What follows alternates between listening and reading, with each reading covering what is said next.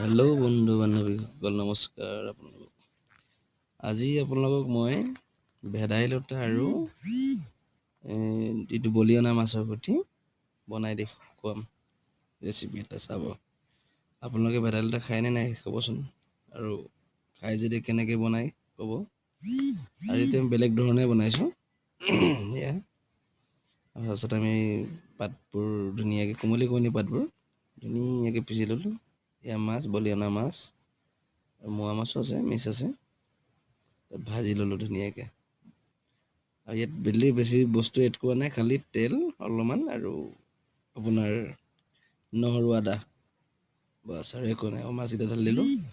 আৰু আমি ৰস ওলোৱা নাই, আমি এনেকৈ পিচি ডাইৰেক্ট দিছোঁ। ৰস উলিয়াই কিছুমানে বনায়, তেনেকৈও বনাব পাৰে। আমি এনেকৈয়ে বনাইছোঁ।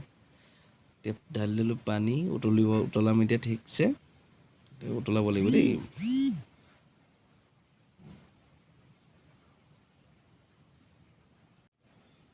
পূৰা উতলাম এতিয়া। উতলাই ইয়াক একদম সিজাম আৰু ভালকৈ। তাৰপিছতে নমাই দিম, তাৰপৰা খাম আৰু। আপোনালোকে ভিডিঅ'টো চাই ভাল পালে লাইক, কমেণ্ট, শ্বেয়াৰ কৰি দিব হা। Bye bye.